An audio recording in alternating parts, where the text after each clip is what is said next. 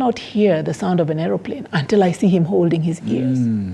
I will not even hear the sound of a pump going on to pump water into a system until I see him covering his ears. Then I realize, oh, these are things that I take for granted that are not the same for him. Do you know what's really fascinating is how your mountain, Mount Kenya, is now, I mean, represents all the different things that everyone is dealing with, from the child to the caregivers and so on. Everyone's trying to climb a mountain. And so perhaps at this point, just before you come in, Kate, could you give us an insight in what it takes for somebody to climb a mountain, as somebody who's done it before? As someone who's done it before, it requires resilience and determination.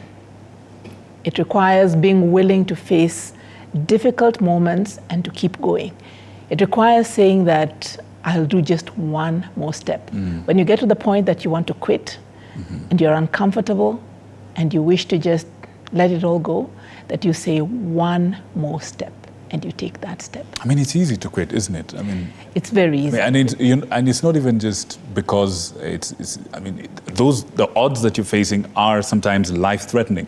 You know, I read an account of some of the people that climbed the Everest, and they're talking about literally every step you take is against your instinct to just want to quit. And you're saying this is how people feel when you're raising a child like this, or you are yourself the person who's different. This is every day. It absolutely is, because it's not just about being, whether you're physically fit or physically able. There's altitude and there's weather. Everything is conspiring against you, and it's unpredictable and it's challenging. And every step you take, it's because the air is getting, there's less and less oxygen, and so it's harder. So even the normal things you'd push your body to do become more challenging. And I think that's exactly how these children feel, and that's exactly how their caregivers feel, that you're going against the tide. You're swimming upstream. Okay.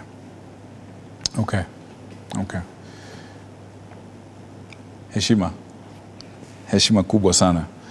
Kate, talk to me about that.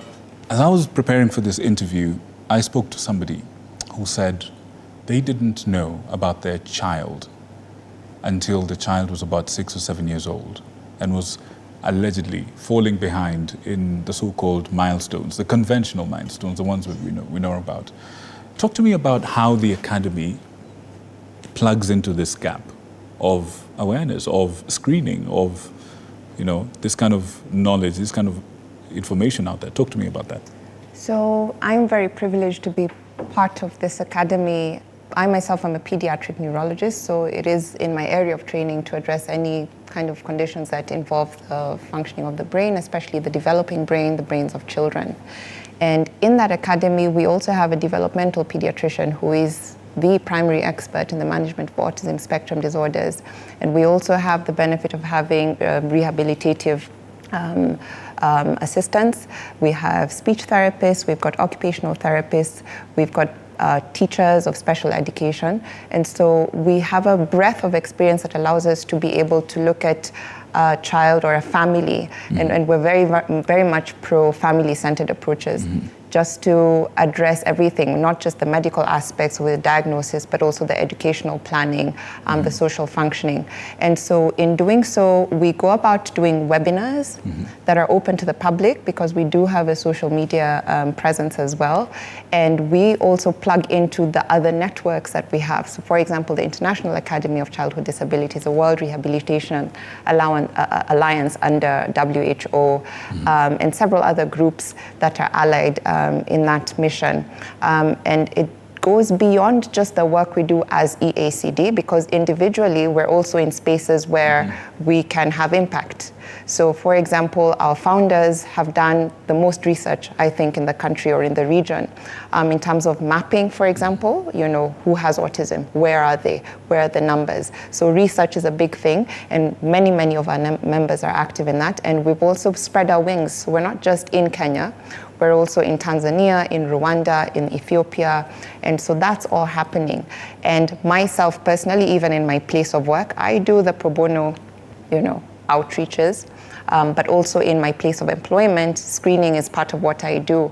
And in addition to that, I'm actually actively involved in also training pediatric neurologists, and this is based off of the work and advocacy of the people that went before us through the academy or assisted by the academy in terms of lobbying and saying, look here, we don't have the experts, we don't have developmentalists, we don't have pediatric neurologists, we don't have occupational therapists, set up the training facilities for all that. So it's a very, very broad, portfolio.